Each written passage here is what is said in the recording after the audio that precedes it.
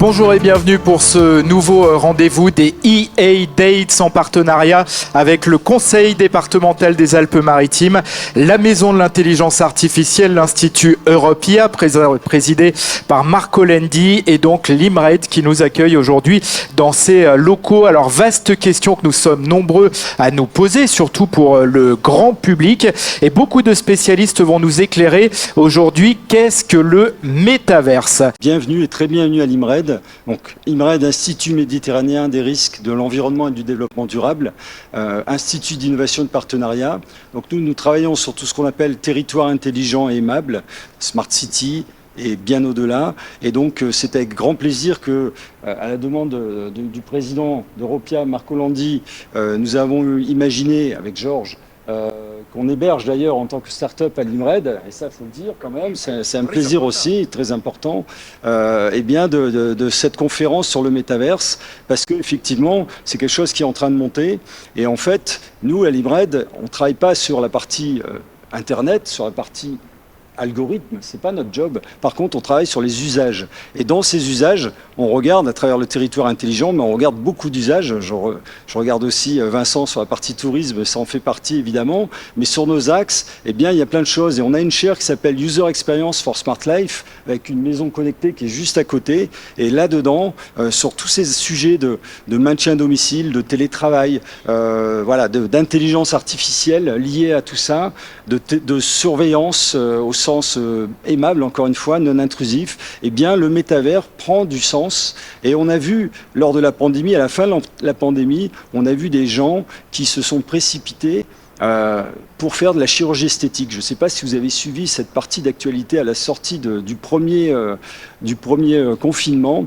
Et en fait, une partie des gens, à force de se voir dans les visioconférences, se sont trouvés des défauts, ont voulu changer des choses. Donc ça, c'est un premier sujet qui est intéressant. Et le lien, vous allez le comprendre après, c'est que en même temps, il y a commencé à y avoir après, dans les CHSCT, hein, dans les organismes d'entreprise où on parle de santé, de sujets importants, eh bien, il y a des gens qui ont commencé à dire, j'aimerais bien plutôt être représenté par qu'on appelle ça un avatar, merci, je cherche mes mots, un avatar plutôt que par moi-même, parce que je veux plus voir mon image directement, je veux pas que les gens voient mon image directe. Et là, on commence à entrer dans le métavers. Alors, je ne vais pas faire de conférence, c'est pas mon job, je suis pas du tout spécialiste dans le domaine, donc je vais laisser bien sûr les grands interlocuteurs, les grands sachants le dire, mais en tout cas, nous, on a senti ce début de frémissement, donc il y a le côté business, il y a le côté game, évidemment, mais il n'y a pas que ça, il y a d'autres sujets, et il y a des changements de comportement qui donnent des premiers indices intéressants. Voilà, je ne vais pas parler plus longtemps, je vous souhaite une très belle conférence, et je sais que vous allez être en de très bonnes mains. Merci pour votre accueil. Donc Eric Dumetz, directeur de l'IMRED. J'appelle à présent Sylvain Antoniotti, vice-président de IDEX Université Côte d'Azur. Bonjour. Merci, bonjour. Bonjour à toutes et à tous. Je représente le président Yannick Brice-Walter qui ne pouvait pas être des nôtres ce soir, simplement pour vous souhaiter la bienvenue. Nous avions demandé à Eric, dans une introduction sur les métaverses, de placer le CHSCT. Il a réussi, il a relevé le défi. Bravo. Donc, on est ravis de participer avec vous à cette soirée. Université Côte d'Azur est une université jeune dans sa forme. C'est une université dynamique qui est curieuse et qui s'intéresse naturellement à ce nouveau terrain d'investigation pour la formation, la recherche et l'innovation. Donc, j'en dirai pas plus pour ce soir et à nouveau, bonne soirée, bienvenue. Merci beaucoup, Sylvain Antoniotti. Et pour entrer dans le vif du sujet, pour ouvrir donc cette EA Date, le président du Conseil départemental des Alpes-Maritimes et du syndicat mixte de la Maison de l'intelligence artificielle, Charles-Ange Ginesi. Bonjour Monsieur le Président. Bonjour Benjamin, bonjour à toutes et à tous, et en saluant bien évidemment l'ensemble de toutes celles et ceux qui nous font l'honneur d'être ici pour parler du métaverse, et ils en savent d'ailleurs beaucoup plus que moi. Alors je vais peut-être faire, comme le représentant du président de l'université, Yannick Brice-Walter, faire un discours court. Parce que n'étant pas un homme compétent dans le métaverse, je ne vais pas vous donner des idées. Mais quoique, il y a une réflexion qui se nourrit au niveau du conseil départemental depuis de très nombreuses années. Et depuis 2017, on a lancé le Smart Deal. Le Smart Deal, c'est une réflexion pour insérer le plus grand nombre d'entre nous nos collectivités, à commencer par le conseil départemental, pour lequel je souhaite qu'il y ait une véritable acculturation de cette révolution du numérique pour maîtriser à la fois cette technologie, pour aller plus loin et utiliser au mieux l'ensemble de ces éléments. Et puis en saluant bien évidemment le représentant de Yannick Brice-Walter, du président de l'université, en saluant Jean-Pierre Savarino, en saluant toutes celles et ceux qui, autour de Paul Sgro à Lamia, avec Marco Lendi, inventent cette intelligence artificielle. Alors on reste dans un domaine où on est sur de la gestion des données, on est sur de la gestion des data. Je veux dire combien je suis profondément touché par l'accueil qui m'est réservé ici à l'IMRED, à chaque fois. Combien cette mise à disposition de ce local, de ce petit amphithéâtre qui nous permet d'évoquer les sujets, j'y suis plus que sensible. Avec Éric Dumetz, avec Pierre-Jean Barque, je retrouve avec un petit clin d'œil pour tout ce qu'on a fait ensemble, et d'ailleurs avec qui nous avions lancé la navette collectée, la navette connectée sur Valberg, et avec Eric, on a pu sacrifier à cette affaire-là. Depuis, j'ai énormément de demandes où on me dit « mais vous avez lancé la navette connectée, quand est-ce qu'elle sera en service ?» Donc je suis bien infoutu de dire à quel moment les choses vont avancer, puisqu'on en est pour l'instant à l'expérimentation, et dans nos routes de montagne, dans des conditions hivernales, on sait que c'est une véritable expérimentation avec toutes les performances qui s'attachent à cela. Alors oui, le numérique, avec David Konomniki qui vient d'arriver, qui est mon vice-président en charge du numérique et qui a la jeunesse dans les idées, qui a la jeunesse dans le physique et qui a surtout envie de pouvoir donner à notre département, à cette commune de Mandelieu, 1001 idées pour prouver que le département des Alpes-Maritimes innove, que le département des Alpes-Maritimes reste dans ce que nous avons fêté à Sophia Antipolis avec ces 50 ans de Sophia Antipolis qui ont été cette émergence et qui ont fait de cette technopole des Alpes-Maritimes, cette technopole que la France nous envie, et pas que la France, puisqu'il y a une influence européenne. Et Marco Lendi, qui fut le brillant directeur de Texas Instruments, qui fut l'un des grands patrons d'Apple dans le monde, qui est aujourd'hui à nos côtés et qui mène depuis 2017 avec Europia, avec la présidence du groupe des experts, cette formidable expérience. Je sais que nous avons aussi une influence européenne et ce talent-là, il faut qu'on puisse le conserver. Des niches, en accueillant le général Perrault, qui est ici avec nous, c'est la gendarmerie. Alors je lui disais à l'instant combien j'ai pu, avec les services du département, et je salue Florence Fredfond qui est ici, Delphine Guérard, qui nous accompagne sur ces sujets, combien nous avons pu installer de caméras de vidéoprotection, mais combien les choses ne doivent pas s'arrêter là, et combien il faut là aussi être innovant. Eh bien l'innovation, elle se présente à nous. Et quand je dis que je n'y comprends rien dans le métaverse, c'est un peu faux. Je n'ai pas lu le livre de Stevenson de 1992 qui imagine ce monde parallèle dans lequel on retrouve des avatars, dans lequel on retrouve des hommes et des femmes connectés qui sont représentés dans un monde parallèle, dans un monde virtuel. Mais ce que je sais, c'est que l'évolution est là. Alors j'ai été, et je le rappelle de temps en temps avec un ton amusé, j'ai été celui qui s'est amusé sur Second Life pendant un temps. Peut-être certains d'entre vous y sont allés. Et ça n'a été qu'un temps parce que je me suis lassé d'aller sur Second Life. C'était beaucoup de temps, c'était chronophage et à la sortie, je ne m'y retrouvais pas. Alors aujourd'hui, je vois mon ami Georges Fritsch qui vient et qui me dit... Non, attends, mais non, tu vas voir, ça change, parce que le métaverse, c'est autre chose. Vous allez y trouver l'homme augmenté, mais bien évidemment, l'avatar augmenté.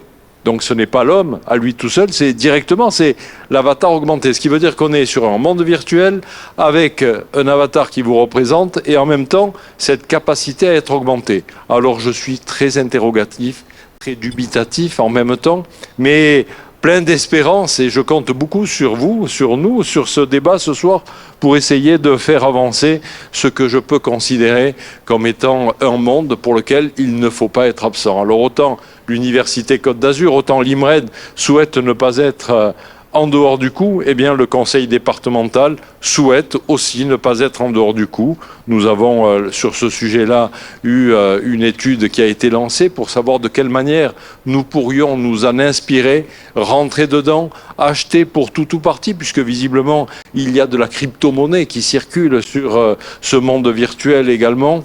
Et de tout cela, il ne faudrait pas qu'il y ait une économie qui soit une économie vacillante. Alors je compte sur vous, je compte sur nous pour construire quelque chose de formidable qui nous permette à la fois de faire évoluer cette intelligence artificielle, de se servir de ce monde parallèle pour essayer de faire en sorte que les désagréments que l'on vit dans le monde parallèle ne se produisent pas dans notre monde réel. Allez, vous avez compris qu'il y a un domaine d'exploration, cher Benjamin, qui reste à faire et la démonstration reste à faire de l'intérêt et de la nécessité pour une collectivité d'y aller. En tout cas, pour l'instant, je reste le président du département qui dit « ne loupons pas l'intérêt d'y être ». Je discutais avec mon ami David Lisnard l'autre jour de ce qu'il fait sur Cannes avec, alors c'est pas les métaverses, ce sont les NFT. Hein, il se lance dans un autre exercice sur les îles de Lérins, sur une propriété de la ville de Cannes, sur du partagé. Allez, il y a de quoi faire. Merci à toutes et à tous. Merci à Charles Genesi, président du département des Alpes-Maritimes. Et j'appelle notre premier intervenant, justement, Georges Fritsch, entrepreneur numérique depuis 17 ans, qui a traversé les 2 premières ères du web, avec la création notamment d'un guide touristique qui est monté à 3 millions de visiteurs par mois. C'était gralon.net, puis entrepreneur sur la 2e période du web, à travers les réseaux sociaux. Bonjour. Et bonjour. Alors, est-ce qu'on peut faire justement l'historique des 2 premières ères du web ? Ouais, avant tout, je tiens à juste faire la petite parenthèse parce que les petites conférences à la Marco Landi, il me repassera parce que c'est parti en fait au mois d'août en disant Georges, on fait une petite conférence sur le métaverse. Est-ce qu'on peut faire un petit truc ? J'arrive, si tu veux. Il me dit, j'arrive, je dis, bon, il y a l'IMRED qui est là si tu veux. Voilà, aujourd'hui, qui a le président fidèle à ses convictions et à toutes ses modernités. Monsieur Savarino qui arrive, qui dit, moi, tout ce qui est nouveauté, je vote, je suis présent. Donc, merci à tous d'être présents parce que c'était plutôt inattendu. Et on va commencer, on va un petit peu remonter le temps. Et oui, les 2 premières ères du web, donc, puisqu'on va attaquer la 3e avec le métaverse, c'est bien ça ? C'est exactement. Alors, on va commencer par un tout petit bruit, je ne sais plus si vous vous en souvenez, mais si j'arrive... Le modem. Il y en a pour qui ça dit rien, mais c'est comme ça que ça a commencé le web. Allez, je vous casse un petit peu les oreilles, voilà, vous avez perdu 2 dixièmes, on avance. Donc on a... notre petit modem, donc pour pouvoir se connecter à Internet, allez, on va dire dans les années 1995, pour pouvoir aller sur Internet, on avait un modem. On avait un tout petit ordinateur aussi à la maison, très facile pour pouvoir se connecter. Alors pour ceux qui ne le savent pas, il y a des trucs qui s'appelaient des disquettes. Voilà, il y avait une capacité phénoménale de 56K. Donc quand vous voyez aujourd'hui ce qu'on a en matière de vidéo, bonjour et dégâts. Google, 98, moteur de recherche. Voilà à quoi ça ressemblait à l'époque. J'ai de la chance, je peux trouver, j'ai un directory. Et enfin, Amazon. La première page d'Amazon. Ça fait mal, hein ? Mais c'était ça. On a vécu avec ça. On s'en est sorti. Il est arrivé une belle petite révolution. Mais avant tout, voilà à quoi ressemble aujourd'hui, pour le Web 2, Amazon. C'est sa homepage. Plus de texte, des images. On va à l'essentiel. De la promo. Et la révolution absolue du Web 2. La mobilité. Je peux envoyer des mails. je peux consulter des photos, je peux voir des vidéos. On peut avoir accès, en fait, n'importe où que je sois, à toutes mes données, à l'information sur laquelle je peux poster des choses. La révolution vraiment du Web 2, c'est ça. C'est la mobilité et bien sûr les réseaux sociaux. Je vous ai mis la première capture de Facebook aussi, parce que, pour rappel, parce que c'est vrai qu'on dit ah, c'est loin tout ça, mais voilà à quoi ça ressemblait en 2007, je crois que ça. Et enfin, les fameux selfies. Je vous ai mis celui qui a été le plus connu à l'époque, puisqu'il avait fait 3,4 millions, on va dire, de vues, ce simple selfie. Pourquoi je vous mets le selfie? Parce qu'il y a cette culture après, où on devient producteur de contenu. Web 1, on lit le contenu. Web 2, je crée du contenu. Je deviens acteur du contenu. Donc, je crois qu'il y a Jean-Pierre Savarino derrière. À ce moment-là. Ouais. Non, c'est pas là, c'est une autre cérémonie, je crois. Donc, voilà, juste le petit rappel. Alors maintenant, le Web 3, vous allez me dire, qu'est-ce qu'on a dans le Web 3? Voilà une cartographie du Web 3. Donc on l'a vu. Le Web 1, je consulte. Le Web 2, non seulement je consulte, mais je suis mon propre acteur du contenu. Le Web 3, ben vous avez tout ça. Alors ça veut dire quoi tout ça? Vous avez deux mondes. Vous avez le premier monde où vous allez avoir un casque, donc qui va vous permettre de voir en réalité virtuelle, qui va pouvoir vous voir en réalité augmentée. Et grâce en fait à cet avatar, vous allez aller sur des métaverses. Donc les métaverses existants aujourd'hui, The Sandbox, français, Decentraland, je crois que c'est européen, Roblox, américain, Meta, américain. Et il y en a deux qui n'y sont pas là, parce que enfin, ça n'engage que moi, mais ça va arriver assez vite à mon avis. C'est les Chinois. J'ai pas encore entendu parler, mais Huawei, étant donné qu'ils se sont séparés de leur activité mobile, il va bien falloir qu'ils compensent par quelque chose. Donc ils vont bien nous sortir quelque chose à un moment donné. Et le deuxième, alors c'est pas directement qu'on a les informations, mais c'est uniquement sur ce qu'ils arrivent à sortir dernièrement, notamment un masque. Ils ont dit oh, on a sorti un masque pour concurrencer Oculus Rift. Comme par hasard, on sait très bien que Apple, au niveau de tout ce qui concerne les devices, ils sont plutôt, on va dire, très actifs. S'ils y vont, ils y vont pas pour rien, mais je me doute bien qu'ils vont pas sortir qu'un device. Ils vont pas se contenter de sortir qu'un masque. Étant donné qu'ils ont déjà le cloud, ils ont déjà les clients, ils ont déjà tout ça. Donc ils vont bien sortir à un moment donné du lot, ces gens-là. Donc je prends mon masque, je crée mon avatar, je vais sur les métaverses existants, et sur mes métaverses, qu'est-ce que j'ai? Ben, j'ai ma monnaie, je dirais mes monnaies. Le plus connu, c'est le Bitcoin. Vous avez l'Ether. Mais vous en avez quasiment 2000 aujourd'hui de crypto-monnaies qui sortent, qui rentrent, qui se cassent la gueule, qui remontent. Donc tout ça fait que on ne sait pas encore qu'est-ce qui est valable, qu'est-ce qui va rester. On va dire que la monnaie étalon, ça reste quand même le Bitcoin qui était monté à 60 000, qui est redescendu là à 19 000. Est-ce qu'il va y avoir autre chose? Est-ce qu'on peut s'en emparer? Est-ce que des grosses sociétés vont sortir leur crypto-monnaie?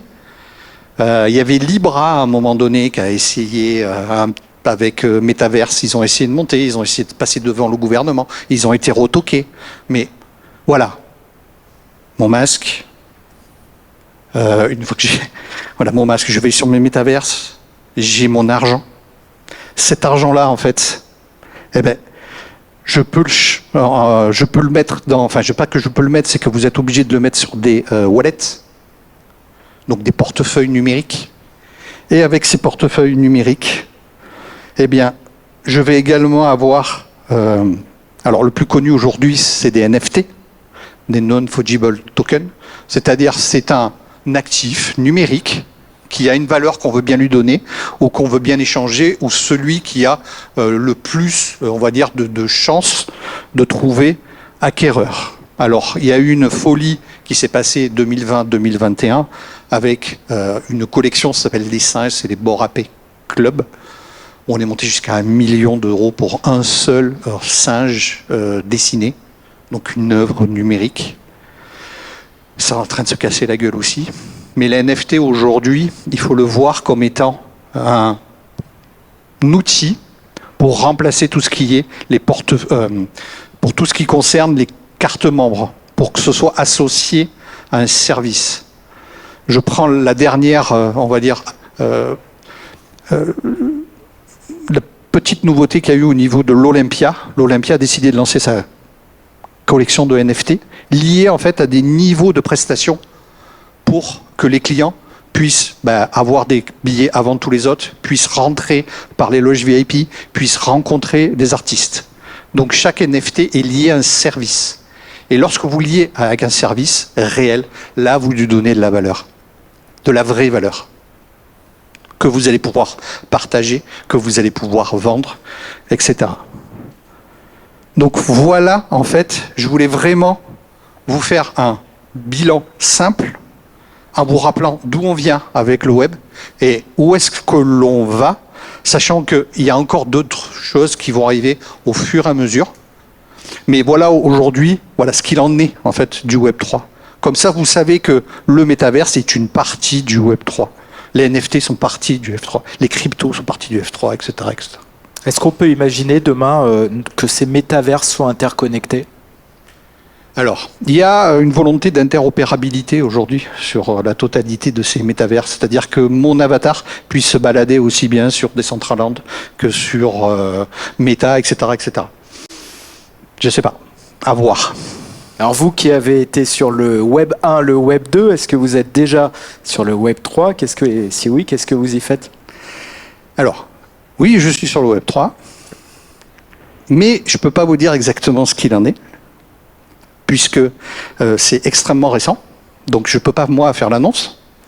Mais il y a des choses qui vont se passer, effectivement, dans très peu de temps, sur comment, aujourd'hui, on va dire, un organisme s'empare du Web 3 pour pouvoir communiquer. Mais communiquer, je dirais presque, non pas pour communiquer d'une manière extrêmement ciblée, parce que le métaverse, il ne faut pas oublier que c'est mondial. Voilà. Donc il y a des plateformes aujourd'hui qui sont adaptées en fonction des clients, que ce soit des corporates. Alors on a vu que vous avez Orange qui vient de créer qui a acheté une parcelle sur Sandbox pour pouvoir créer une boutique virtuelle. Vous avez le plus connu en exemple, vous avez Snoop Dogg, voilà, un artiste qui a dit je m'empare d'une parcelle de chez Sandbox, je crée une salle de conférence et je dis aux gens, si vous voulez venir écouter mon dernier album, venez avec votre avatar l'écouter sur Sandbox. Donc ça fait partie des choses qui sont arrivées.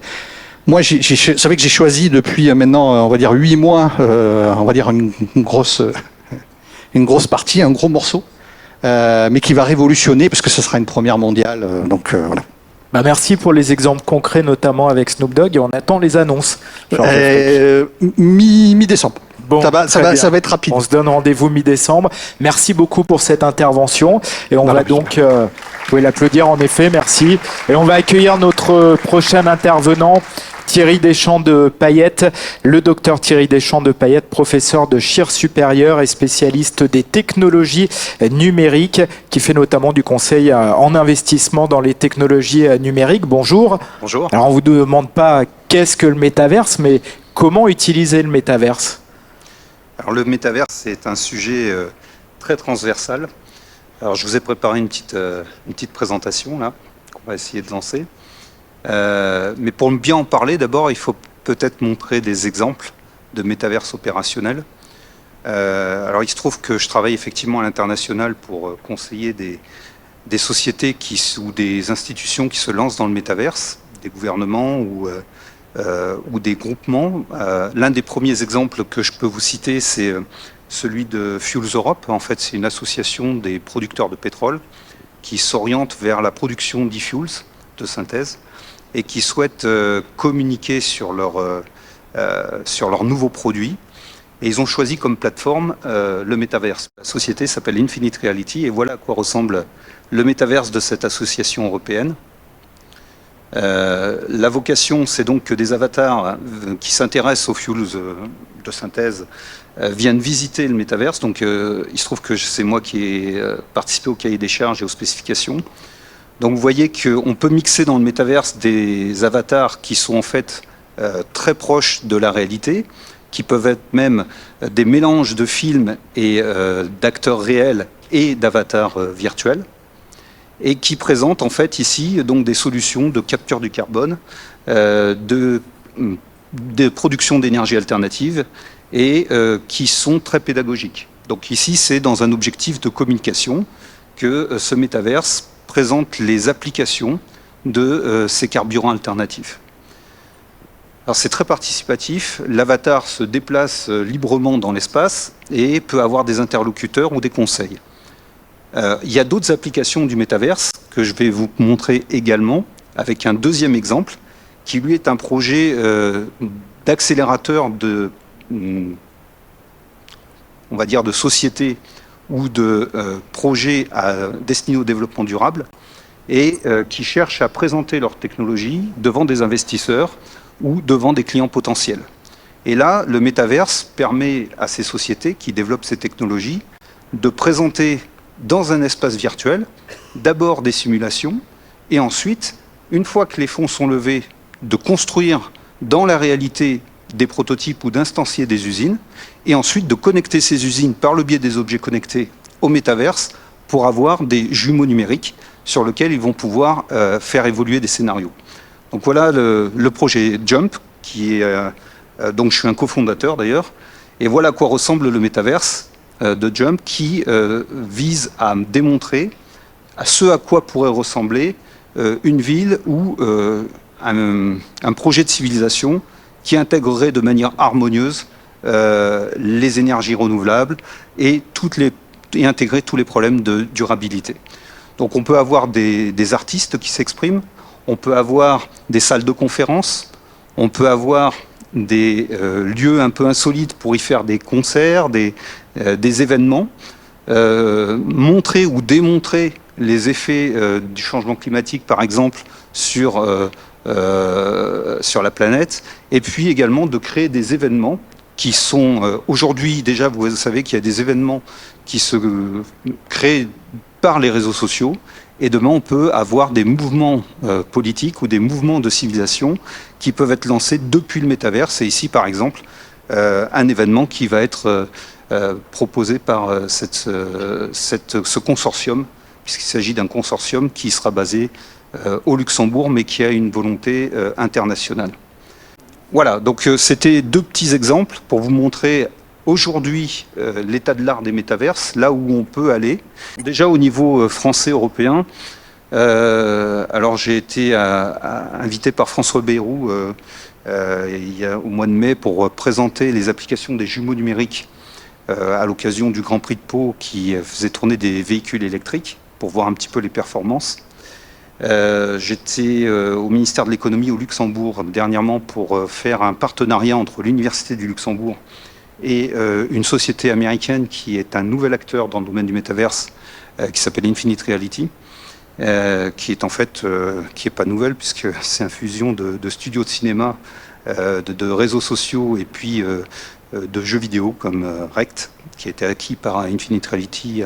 Alors c'est des montants exorbitants, de l'ordre de 480 millions de dollars pour acquérir une compagnie. Donc vous voyez, c'est tout de suite des sommes importantes qui sont mises en jeu dans ce genre de choses.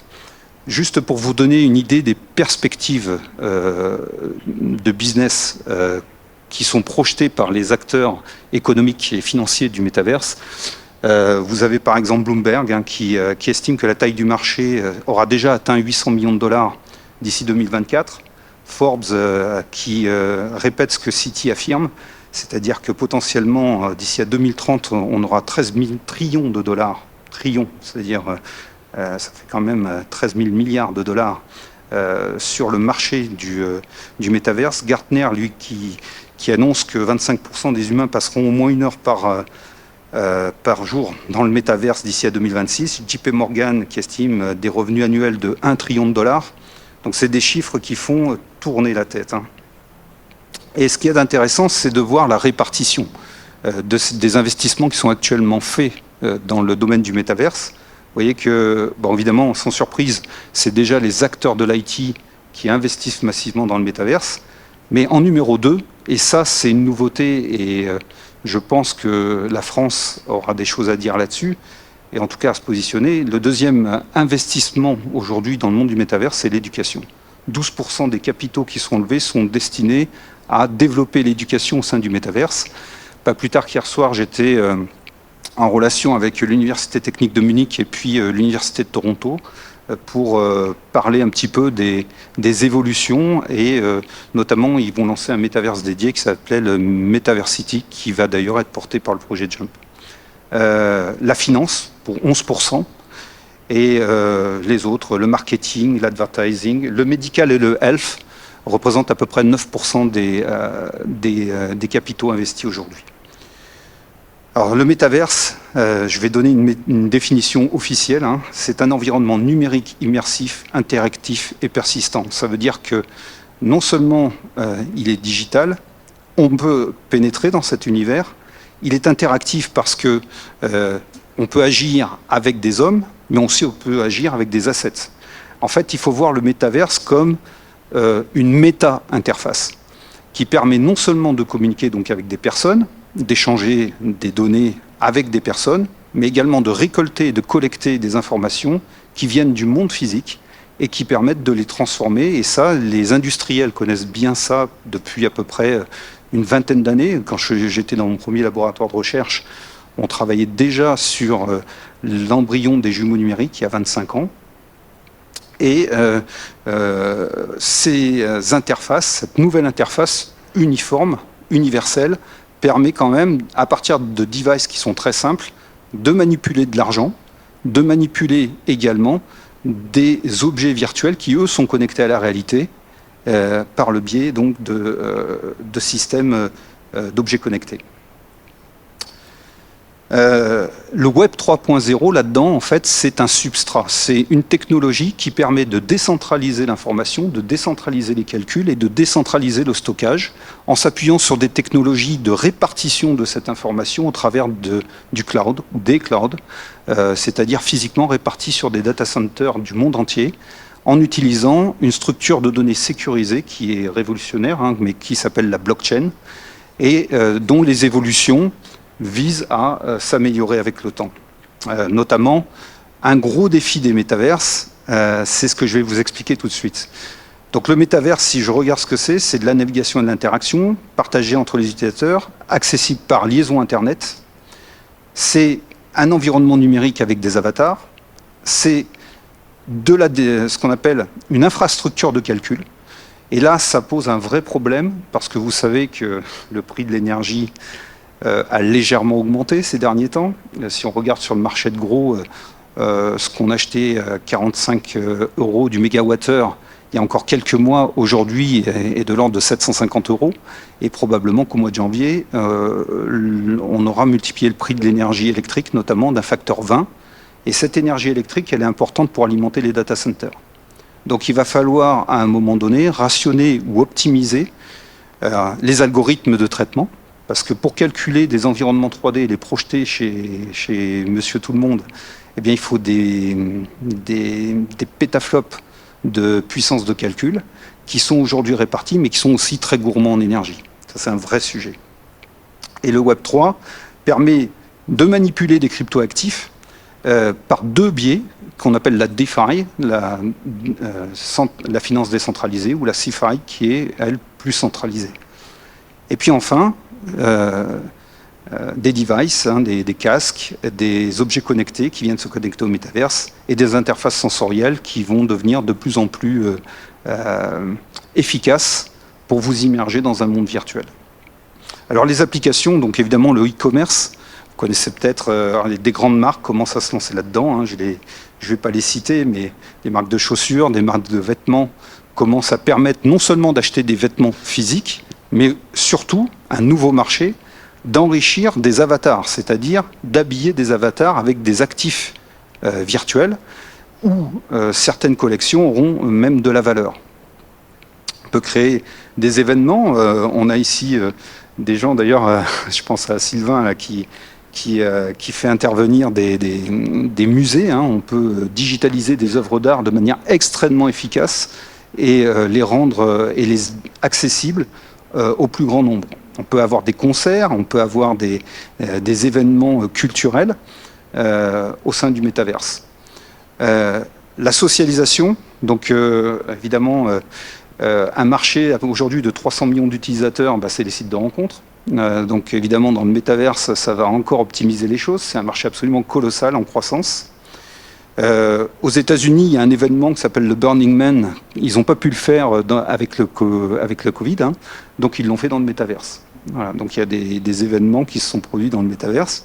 Les industriels, alors là, qui sont très en avance, avec notamment les jumeaux numériques, pour prendre des décisions, faire des scénarios de production, d'optimisation de production.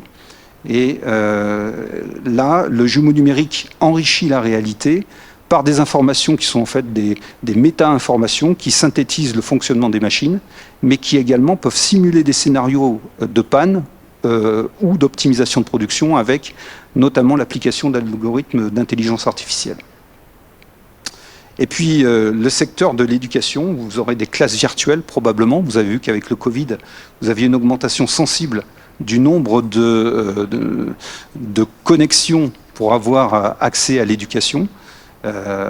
Étant moi-même enseignant, j'ai donc fait des cours et j'aurais bien aimé à certains moments avoir un peu plus de degré de liberté et le métaverse aurait été un excellent outil pour le faire. Et puis pour faire des gestes un petit peu précis. Il existe déjà des applications qui sont en cours de développement mais qui ont déjà été testées, notamment pour former les chirurgiens sur des gestes opératoires très complexes où il n'y a que quelques spécialistes dans le monde et qui peuvent virtuellement se réunir dans un espace dédié pour enseigner et partager les gestes techniques. Ce qui est important, c'est que, à comprendre également, c'est que le métaverse est une perspective pour ouvrir l'emploi. C'est-à-dire qu'il y a des métiers qui n'existent pas encore et si on n'y prend pas garde, on risque vite de se retrouver avec des opérateurs ou des interlocuteurs internationaux. Typiquement, hein, aujourd'hui, si vous avez une société qui souhaite créer un métaverse, une société, institution, peu importe, la première chose qu'elle doit faire, c'est identifier son besoin et puis discuter avec des gens du droit, du légal. Parce que le métaverse étant un nouvel espace de liberté, vous imaginez bien qu'on peut y trouver aussi des dérives, et notamment des vols d'identité ou des choses comme ça qui peuvent avoir lieu au sein du métaverse. Et puis, de l'autre côté, vous avez les producteurs de métaverse. Alors, les producteurs de métaverse, en fait, ils sont à différents étages. L'étage le plus haut, celui qui va offrir le service de fournir le métaverse, ça s'appelle un fournisseur de métaverse. Il va fournir des API, donc des interfaces de programmation, des interfaces de développement. Il va fournir l'accès aux infrastructures de déploiement. Juste une petite parenthèse pour vous donner un exemple. Vous savez que la lumière se déplace à 300 000 km par seconde. Pour avoir un métaverse immersif, il faut un temps de latence de l'ordre de 15 millisecondes. En 10 millièmes de seconde, la lumière fait un aller-retour de 1500 km, donc aller et retour. Ça veut dire qu'il reste que 5 millisecondes pour les calculs. Donc ça veut dire que si d'abord il faut avoir des data centers qui soient capables d'exécuter et qui contiennent la puissance de calcul nécessaire et les algorithmes pour projeter l'information, mais également, il faut prendre en compte le délai de latence du transport de l'information. Ça veut dire qu'il va falloir, sur les territoires, déployer des data centers et de la puissance de calcul dédiée. Et donc, de la consommation d'énergie absolument pharaonique. Si vous prenez aujourd'hui les nouvelles cartes GPU que vous mettez dans vos PC de Monsieur Tout-le-Monde, eh bien là, vous avez quand même quelque chose qui consomme 5 à 600, voire 700, voire 800 watts juste pour pouvoir afficher des objets en 3D. Donc là, d'un point de vue technique et technologique, on est face à une limite physique qui est la consommation énergétique de ces data centers. Sachant que cet hiver, on aura du mal à se chauffer, peut-être qu'il faudra se poser des bonnes questions. Voilà. Donc les fournisseurs de métaverse, eux, ils font appel aux producteurs de métaverse, et derrière, il y a des studios de métaverse. Il y a des milliers d'emplois qui sont sous-jacents, hein, et des gens qui ont des niveaux techniques très divers, que ce soit des artistes d'ailleurs, ou que ce soit des techniciens, des développeurs, qui vont exploiter ces interfaces et les mettre en jeu, tout comme l'a été le développement du Web 2, que notre ami tout à l'heure a bien exposé. Hein. Vous avez vu le nombre d'emplois qui ont été créés avec le Web. Le Web 2 a encore accru ce nombre d'emplois, et probablement qu'avec la prochaine génération, donc les instanciations du Web 3 Metaverse, qu'on avait appelé les Open Metaverse. Alors, Open Metaverse, c'est juste que les données, c'est le client, c'est l'utilisateur qui en est propriétaire. À la différence des Closed Metaverse, où c'est centralisé, et donc c'est typiquement le fournisseur de métaverse qui devient propriétaire de votre donnée. Et donc attention à cette petite notion qui paraît anodine, mais qui est très importante notamment pour la souveraineté. Et puis entre ces gens-là, pour mettre en relation le demandeur de métaverse et le producteur de métaverse, on va trouver des maîtres d'œuvre qui vont faire les analyses, qui vont faire les spécifications, qui vont écrire les dossiers techniques, et puis qui vont faire intervenir deux compétences complémentaires, les architectes et les experts techniques, qui vont relier le métaverse au système d'information existant. Et là, il y a des gros problèmes d'interopérabilité, des problèmes de transfert de données, des problèmes de sécurisation. Et je vous laisse imaginer le niveau de compétence que devront avoir ces acteurs. Alors, il se trouve que moi, j'ai créé la première concession en Norvège, hein, qui est capable de faire ces travaux-là. Mais on s'est au Luxembourg, on va probablement arriver en France avec ça. Voilà. Bon, là, c'est l'architecture, mais je vais pas insister là-dessus. Ça devient un peu trop technique. Voilà. Merci beaucoup, docteur. On a vu qu'il y avait des limites. Est-ce qu'on va réussir à les franchir, ces limites, ou à un moment donné, on ne pourra pas aller plus loin dans les créations de métaverse ? Ben oui, parce qu'en fait, ce problème technique de distribution de la puissance de calcul, soit elle vient dans le casque virtuel de l'utilisateur, mais il faut quand même avoir suffisamment de matériaux et de ressources pour produire les devices en grande quantité, donc également de l'énergie, des nouvelles fabrications d'usines. Alors, je pense que la croissance éternelle, physiquement, malheureusement, elle va s'arrêter à des réalités très simples. Et également, il va y avoir un sujet au niveau de la capacité à alimenter en énergie ces nouveaux data centers, ces nouveaux calculateurs qui nécessitent, qui sont utilisés pour le métaverse. Ça veut dire quoi?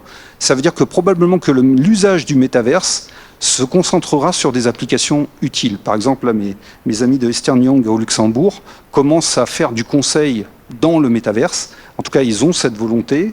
Et donc, on va cibler les usages pour les rendre plus efficaces et optimiser les déplacements pour que le bilan carbone, in fine, soit positif.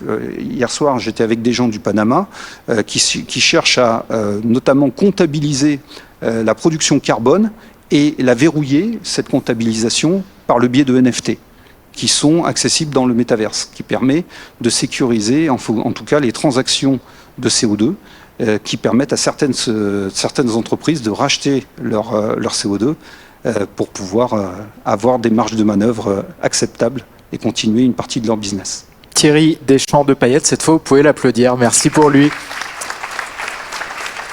Merci beaucoup, et on va évoquer le point de vue du métaverse, alors du côté sécurité à présent, avec le général Patrick Perrault de la Gendarmerie nationale.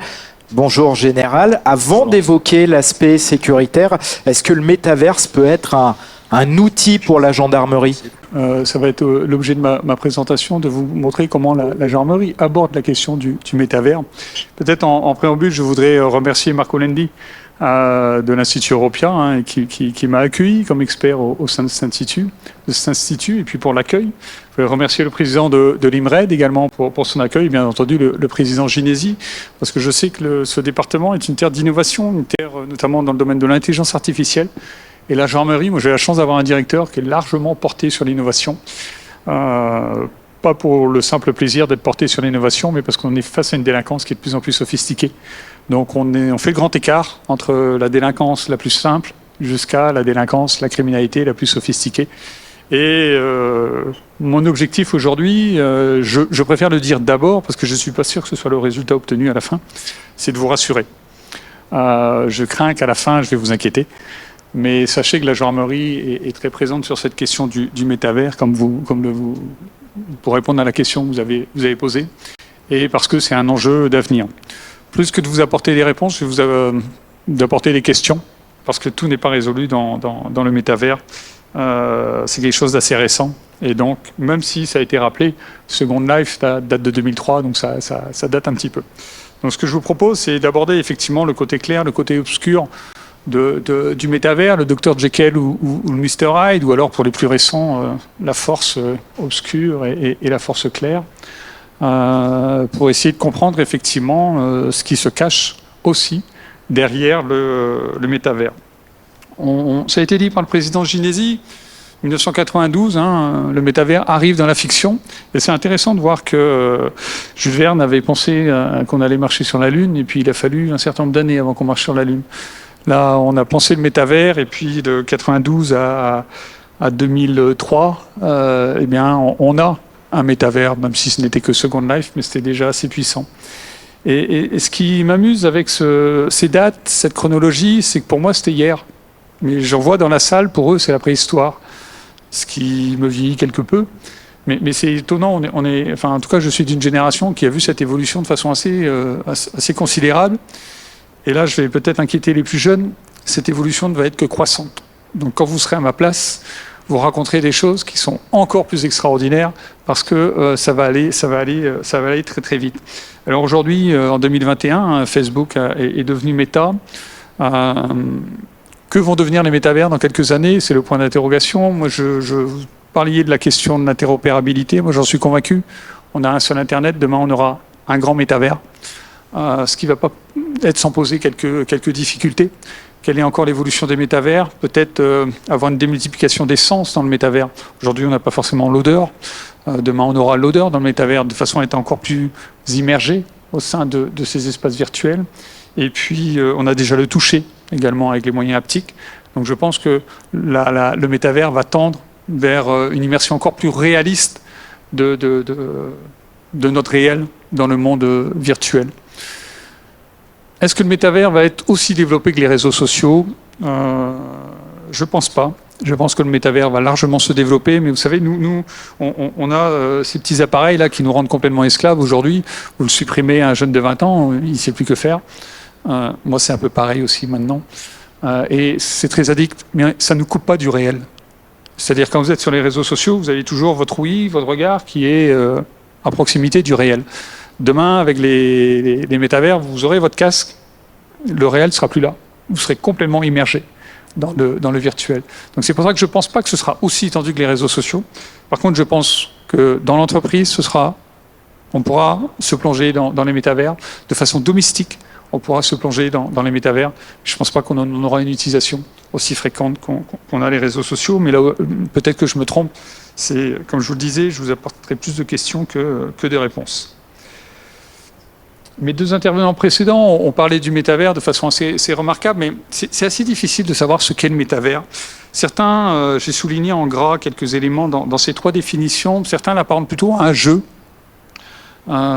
Si on l'apparente à un jeu, les questions que j'aborderai peut-être un peu plus tard deviennent un peu caduques, puisque dans le jeu on a le droit de tuer, parce que dans le métavers on aura le droit de tuer. C'est une question. Et je trouve que les jeux où on tue ont un peu trop de succès. Et sont aussi assez addictifs, donc c'est assez curieux. On a une définition qui nous dit qu'on va évoluer et interagir comme dans la vie réelle. Alors ça veut dire quoi? On a compris qu'il y aura une économie dans le métavers, mais si on est comme dans la vie réelle, il n'y a pas que le côté clair, il y a aussi la délinquance, la criminalité, donc elle risque aussi d'apparaître dans le métavers. Ce qui est rassurant pour nous, parce que du coup, il n'y aura pas de chômage ou de difficulté d'emploi. On a quand même une certaine pérennité dans notre emploi. Et La dernière définition apporte la notion de représentation virtuelle de nous-mêmes, des avatars. Et là, ça pose la question de l'identité. Qui sommes-nous dans le monde réel? Qui sommes-nous dans le monde virtuel? Est-ce que c'est la même personne? Donc on l'abordera également sous un certain nombre d'aspects. Ce que je vous propose, c'est d'aborder le côté plutôt Dr Jekyll et les aspects plutôt positifs du métavers. Et notamment pour la gendarmerie, à quoi on pense aujourd'hui, et je pense que c'est comme un certain nombre d'entreprises, c'est utiliser le métavers à des fins de recrutement. Pourquoi? Parce que on ne va pas passer, nous, les entretiens de recrutement, parce qu'on n'a pas d'entretien de recrutement à proprement parler, on a un concours. En revanche, c'est intéressant d'avoir des métavers pour que les gens, avant de venir, se plongent dans l'activité de la gendarmerie, découvrent la gendarmerie. Comme ça, ils n'arrivent pas sans connaître la gendarmerie nationale et la diversité de ses métiers. Et donc ça peut attirer aussi. C'est un aspect marketing, un aspect de promotion. Donc on pense là-dessus. On pense aussi à l'organisation de nos examens. Pourquoi ne pas organiser les examens au sein des métavers? Parce qu'aujourd'hui, vous le voyez sur la diapositive, mais ils sont sur une table en train d'écrire. On est toujours au papier et au stylo. Pourquoi pas demain les mettre dans le métavers et de voir comment ils interagissent? Parce que on mesurera, je l'évoquerai aussi tout à l'heure, mais ce qu'on appelle les hard skills, le savoir-faire. Il est peut-être aussi intéressant dans un métier comme le mien de mesurer les soft skills, le savoir-être, parce qu'on est confronté à des situations qui sont parfois assez dramatiques, assez compliquées, à laquelle l'école nous forme pas toujours, parce que la confrontation au réel est parfois difficile. On pense au métavers également dans notre organisation. Dans le domaine des ressources humaines, j'ai parlé du recrutement, mais il y a aussi, j'évoquais les soft skills, c'est un point important pour nous, parce que le savoir-faire, il est validé par un diplôme, il est validé par un cursus. Le savoir-être, il est déclaratif. Quand vous cherchez quelqu'un qui est capable d'infiltrer des black blocs, ou ce type de personne, et que c'est un gendarme, moi, vous me mettez au sein des black blocs, je pense que je suis reconnu dans les 30 secondes. Donc il faut quand même avoir des compétences qui sont peut-être pas celles du gendarme classique. Donc c'est peut-être intéressant d'évaluer ces compétences, un peu rebelles, les math skills, dans le métavers. Quand on a quelqu'un qui déclare être un très bon négociateur, est-ce qu'on peut lui faire confiance? Est-ce que lui-même a conscience de à quoi il sera confronté en termes de négociation quand il sera face à un forcené? C'est peut-être intéressant pour nous d'évaluer, avant de le mettre sur la scène réelle, comment il agira en matière de négociation dans le monde immersif. Après, des aspects très concrets, on est logé par nécessité absolue de service. Moi, je déménage à peu près tous les 3-4 ans. On se pose toujours la question, mais où on va tomber? On est dans des maisons de 120, 160 mètres carrés, puis on se retrouve dans des appartements en région parisienne qui vont de 60 à 90, 100 mètres carrés. Votre mobilier, il n'est pas élastique. Donc c'est peut-être pas mal, là aussi, de proposer une immersion dans un métavers sur l'aspect immobilier. Donc on est vraiment sur des choses très concrètes, très pratiques, dans lesquelles le métavers pourrait nous rendre des services assez importants. L'instruction, la formation est également un point assez crucial. On est exposé à des choses qui sont parfois difficiles. On a besoin parfois de pousser nos personnels jusqu'au bout de leurs limites. On a des unités d'intervention comme le GIGN, vaut mieux qu'ils s'entraînent dans le réel, parce que ils vont aller assez loin dans leurs interventions. Mais on a des unités d'intervention intermédiaire, peut-être qu'on n'a pas besoin dans le réel de les pousser aussi loin. Mais par contre, de voir leur réaction dans un monde immersif, ça peut être intéressant pour nous.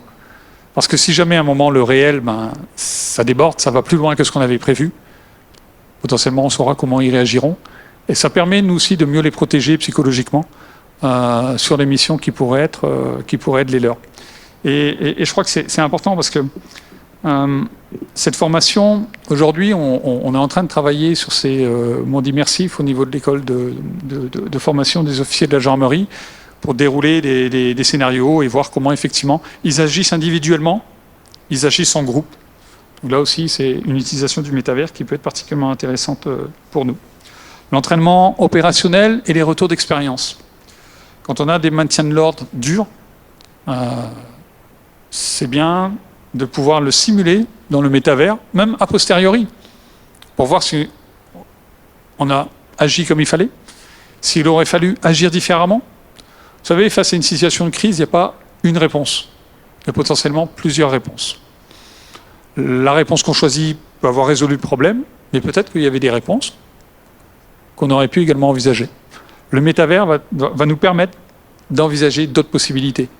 Si on doit évacuer Notre-Dame-des-Landes, c'est fait, hein, je vous rassure. On peut le jouer avant, parce que c'est un terrain qu'on connaît parfaitement. Ça faisait un certain nombre d'années qu'on y était. On peut jouer dans le métavers et voir comment gérer cette évacuation au mieux pour les occupants du site, de façon à ce qu'il n'y ait pas de dommages collatéraux, et pour nos forces, de façon à ce qu'il n'y ait pas de blessés dans la mesure du possible, et puis que l'évacuation de Notre-Dame-des-Landes se passe au mieux. Et là aussi, on a toujours cette notion de à la fois protéger le manifestant, protéger l'occupant. Ça peut être dans des squats, ça peut être dans des interventions un peu sensibles, et protéger les gendarmes lors de leurs interventions. Donc je crois que c'est intéressant de pouvoir s'immerger dans ces mondes, et de là aussi pousser psychologiquement. Vous savez, quand vous êtes avec votre casque, pour l'avoir été quand j'étais un peu plus jeune, face à une foule qui est assez haineuse, face à des gens, là je l'ai fait même assez récemment, qui vous balancent des pavés comme il faut savoir comment réagir. Et quand on vous dit de ne pas bouger, il faut avoir la force de ne pas bouger.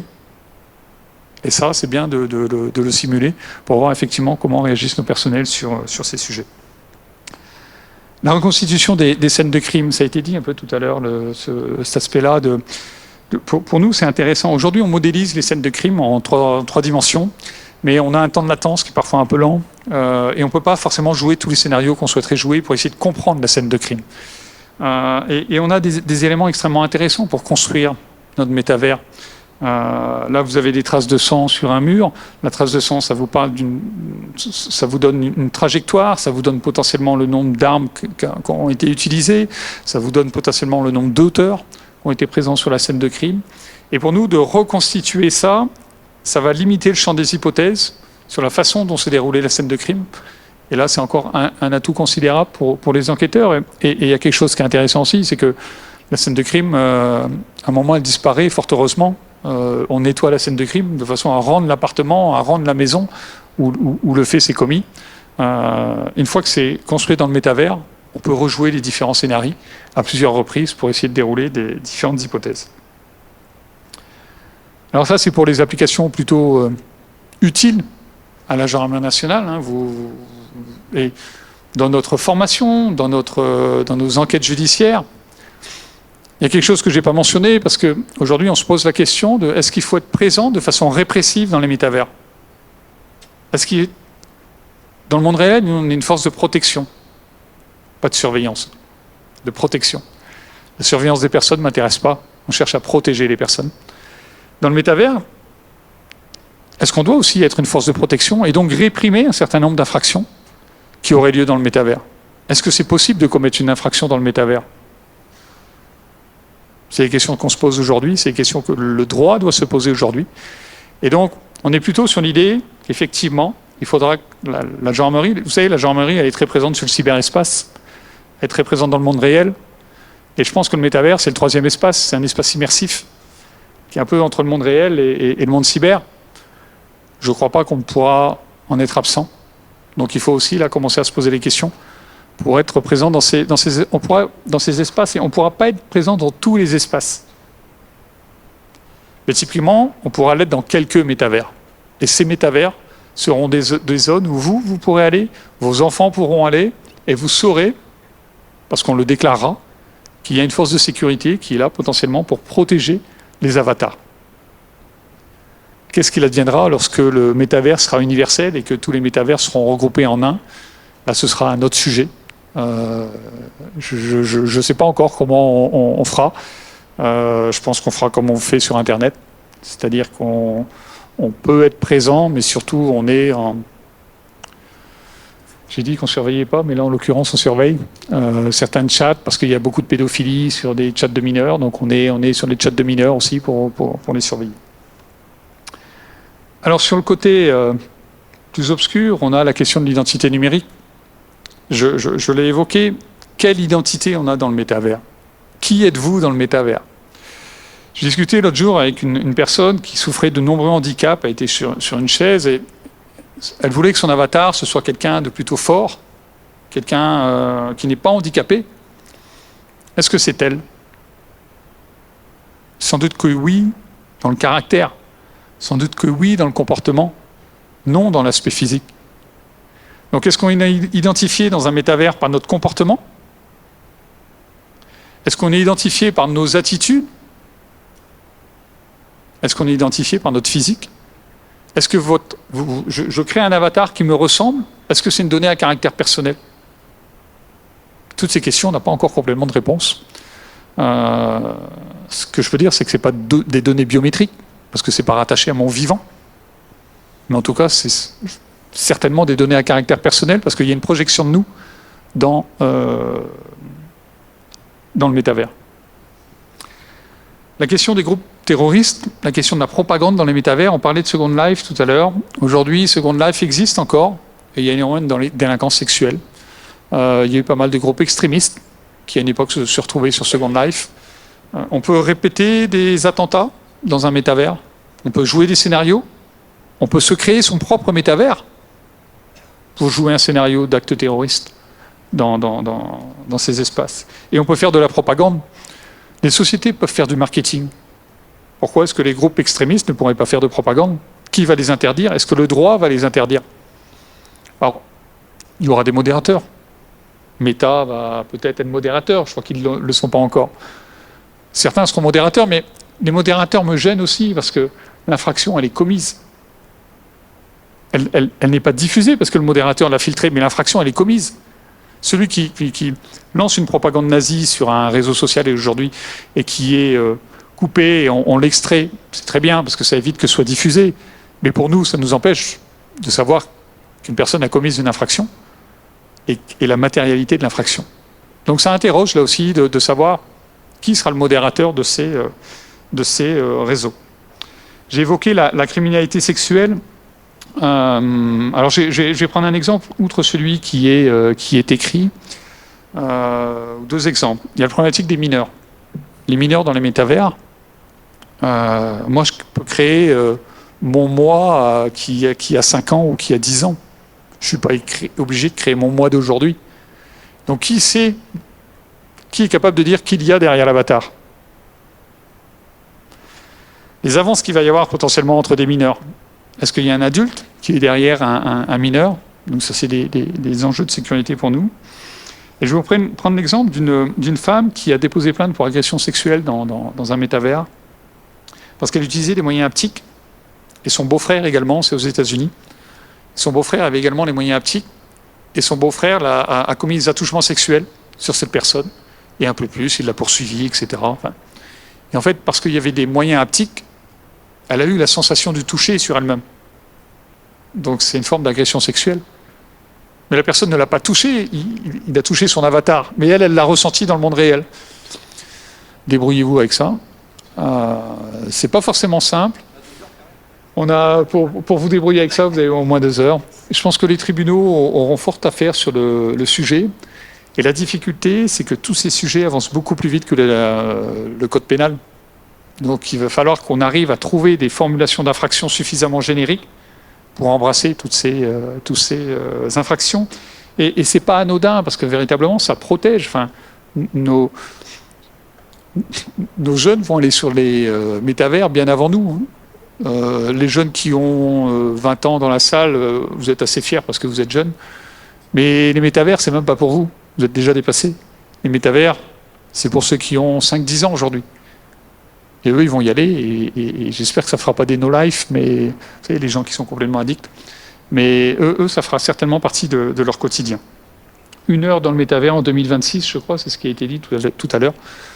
Il est possible que ce soit un peu plus tard. Les atteintes aux biens. Pourquoi il y aura des vols de biens dans le métavers? Parce qu'il y a des NFT, donc qui permettent d'authentifier une œuvre, et parce qu'il y a des crypto-monnaies. Donc comme il y a de l'argent, comme il y a de l'authenticité, il y aura des criminels dans les métavers, et charge à nous effectivement de les surveiller, de protéger potentiellement ceux qui auront le plus de richesse. Il y aura de la délinquance économique, ça on n'en a pas de doute non plus. Il y aura potentiellement du blanchiment d'argent. Donc il y aura un certain nombre d'infractions qui pourront être commises sur ces métavers. J'avais dit que j'allais vous rassurer, hein, donc c'est quand même l'objectif. On est bien rassurés. Vous êtes rassurés. Et je vais arriver à la fin de mon propos, c'est la notion de gouvernance qui pour nous est essentielle. J'étais avec Antoine Borde il y a peu de temps, qui est en charge de la recherche chez Meta. Pour eux, la gouvernance, c'est eux. Nous, on aimerait bien que ce soit nous. On aimerait bien que ce soit l'État, on aimerait bien que ce soit les départements, nos élus. Quand je dis nous, moi comme force étatique, mais pas nous, gendarmes, c'est aux politiques de prendre ça en main. Et il est heureux de voir ici que le monde politique a pris le sujet à bras-le-corps, parce que c'est un vrai sujet, la gouvernance dans ces mondes virtuels. Dès lors qu'on va commencer à passer plus de temps dans le monde virtuel que dans le monde réel, c'est peut-être bien d'être protégé par une gouvernance qui est plutôt raisonnable, parce qu'aujourd'hui, on a de multiples métavers. Voilà, j'ai à peu près respecté le temps qui m'était imparti.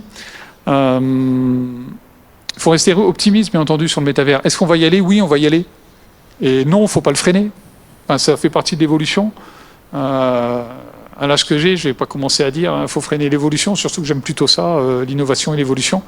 Mais ce qu'il faut surtout, c'est qu'on ne soit pas dépendant des géants du numérique qui gouverneraient ces espaces à notre détriment. On est très attentif à la donnée personnelle traitée par les gendarmes, traitée par l'État. Mais en réalité, est-ce qu'il y en a un ici qui ne donne pas tous les jours ses données à Google? Est-ce qu'on est vraiment si attentif que ça sur nos données à caractère personnel? Et pourquoi on donne nos données à... Alors je dis Google, je vais dire aussi Baidu, et puis Alibaba, et puis Amazon.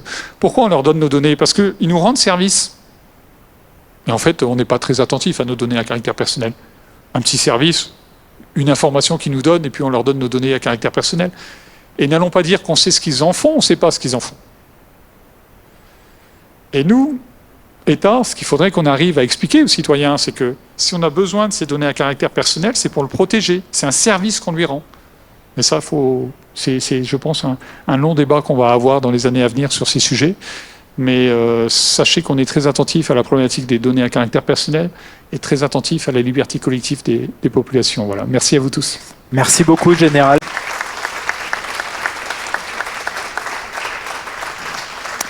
Alors on va passer à la table ronde. J'invite désormais Sylvain Ordureau, Jean-Charles Chemin et puis Jean-François Trubert à nous rejoindre. Peut-être d'abord si Sylvain Ordureau veut bien venir prendre le micro. C'est le président de Visua qui développe donc la plateforme 3Dverse qui est basée au Canada. Voilà. Alors Sylvain, pourquoi, à part le sirop d'érable, pourquoi est-ce que vous êtes installé au Canada, mais également ici dans la région? Alors pour le climat en fait. Ah, et là on passe du... Voilà. Enfin climat surtout pour ici, parce que là-bas c'est pas trop ça. Non en fait on va couper court. En fait le Canada c'est vraiment une terre d'innovation. Ça va vous choquer mais c'est vrai. Dans les années 60, Toronto commençait à tailler des croupières à l'économie montréalaise.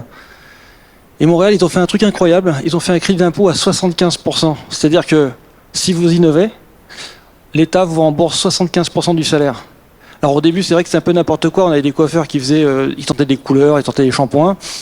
Bon, ils ont arrêté les bêtises, ils ont dit on va uniquement garder ça pour l'industrie médicale, tout ce qui est entertainment, donc jeux vidéo, effets spéciaux, cinéma, et tout ce qui est environnement, c'est-à-dire oil and gas, minier et compagnie. Moi, ça fait 15 ans que je suis à Montréal. Quand je paye quelqu'un 100 000 $ l'année, ça m'en coûte 75. Ça m'en coûte 25, pardon. Ça m'en coûte 25. En France, quand je paye quelqu'un 25, ça m'en coûte 50. Donc vous pouvez faire le calcul, hein, je suis entrepreneur en France et entrepreneur au Canada.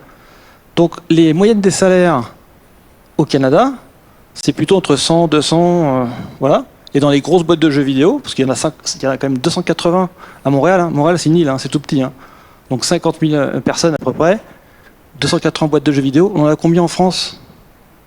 Alors, les politiques, là, on leur dit souvent, regardez le modèle économique au Canada, parce que on aurait ça ici, ça éviterait que nos ingénieurs qu'on forme ici à Saclay, qu'on forme ici à Sofia, et enfin un peu partout en France, qui prennent l'avion et qui partent directement là-bas. Parce que clairement, moi, quand j'étais étudiant, entre avoir un salaire à 25 000, qui allait en coûter 50 à mon patron, ou je suis devenu entrepreneur assez rapidement, donc je suis parti directement là-bas, en fait, on préfère quand même gagner bien sa vie au Canada, et voilà. Seulement, voilà, ce qui se passe, c'est qu'après 10 ans et 20 ans de travaux là-bas, ou même à Silicon Valley, finalement, on revient en France, et ça nous fait vraiment mal au cœur de voir que le niveau a baissé quand même au niveau des études, parce qu'aujourd'hui, le niveau est tellement haut à Montréal, c'est vraiment devenu un hub, 280 boîtes de jeux vidéo, quoi. En France, on a combien? Donc, le crédit d'impôt, c'est pour ça que je suis au Canada. Et aujourd'hui, on revient en France, et donc j'ai remonté une société en 2018, j'ai tenté de lever de l'argent ici, et en fait les 25 millions ils ont été pris directement au Canada parce qu'ici on n'avait pas trouvé d'investisseurs capables de comprendre la technologie, de prendre vraiment le truc en main, de se dire on va capitaliser sur la connaissance. C'est ce qu'a fait Montréal, et j'invite vraiment aujourd'hui les élus à reconsidérer ça, parce qu'il y a un truc aussi important, c'est que quand la boîte à Montréal passe pavillon étrangère, il faut rembourser ce crédit d'impôt. Donc vous imaginez, vous êtes en France, on forme les ingénieurs, ils resteraient ici, ils montraient des structures, ils feraient peut-être 10 ans de crédit d'impôt, et au moment où ils sont rachetés par une boîte américaine ou chinoise ou indienne, comme c'est le cas aujourd'hui, vous remboursez ce crédit d'impôt. Alors je ne sais pas à quel moment on ne peut pas comprendre que ça fonctionne, mais en tout cas ça marche très bien là-bas, et si on avait ça ici, on pourrait garder nos institutions. Alors moi en fait, quand je suis venu en 2018, j'ai fait venir ici S-Mode qui va arriver l'année prochaine, donc des écoles de mode, qui est la plus grande école de mode, qui va devenir en 4.0, c'est-à-dire qu'ils vont vraiment intégrer toutes les technologies dont on a parlé ici. On va être effectivement après en friction sur ces histoires de métaverse, de sécurité, de propriété intellectuelle. Et pourquoi je me suis rapproché de la région? Parce qu'en fait, on va avoir des écoles d'architecture, on a les Vectorines, on a le musée Masséna, on a le musée Matisse, on a tout ce qu'il faut en fait dans la région, et c'est quand même plus sympa que la Silicon Valley. Vous avez la montagne, vous avez la mer, on rajoute juste ce petit truc là de crédit d'impôt, et là je vous assure, pour les 10-20 prochaines années, on va taper les Montréal et les Vancouver et les hubs qu'on a à la Silicon Valley. Vous avez bien lancé le débat, Sylvain. On va donner le micro à Jean-Charles Chemin, qui est donc le fondateur de Legapass. Et alors, vous proposez de reprendre en main ces données personnelles. C'est ça, exactement. Alors, les reprendre en main, mais surtout assurer la conservation et la transmission de toutes ces données. Comme on l'a vu, Web 1, effectivement, il n'y avait pas grand-chose, on consommait de la donnée. Web 2, on commence à en créer. Donc là, il y a une vraie problématique de possession et de transmission. Et avec le Web 3, tout ce qu'on voit aujourd'hui, on arrive dans un monde décentralisé. Donc finalement, la responsabilité de la conservation de la donnée, elle nous appartient. On est propriétaire de ces données. Donc c'est une grande responsabilité. Ces données, elles sont volatiles. Et nous, on a développé une solution qui va permettre qui permet d'aller sécuriser ces informations-là, comme un petit peu un double des clés, la double des clés de ce monde virtuel qui nous appartient. On le conserve. Et on le met à disposition de la personne si jamais il lui arrive quelque chose, qu'elle perd ces informations, ou de sa famille en cas de transmission et d'héritage. Alors vous êtes quoi? Vous êtes une banque ou un notaire finalement? Et un peu entre les deux. Aujourd'hui, finalement, c'est un besoin qui est nouveau, qui est émergent finalement avec l'évolution de la technologie. Donc on n'est pas notaire, c'est une profession réglementée et puis on n'a pas envie d'avoir de soucis. On est plutôt une banque de la donnée, effectivement. Alors je vais vous inviter à donner le micro au professeur Jean-François Trubert, qui est professeur des universités, président de la Fondation méditerranéenne pour les industries culturelles et créatives. Bonjour. Bonjour. Qu'est-ce que vous inspire tout ce qui a été dit ce soir? Et puis je vais inviter Marco Lendi à me rejoindre aussi. En fait, moi je représente pour l'Université Côte d'Azur et à l'initiative de Sylvain Antoniotti qui était tout à l'heure pour représenter président Janine Brice-Walter, un centre de référence en réalité étendue. Donc nous on assure plutôt un volet à la fois créatif et réflexif sur ces questions de métaverse pour alimenter justement, disons, en contenu, en histoire, en narration, en scénario, en graphisme, en musique, en univers sonore. Et en fait, le débat d'aujourd'hui, il est extrêmement intéressant parce qu'il remet en question en fait les rapports entre le tangible et le non tangible, entre le le virtuel et le réel.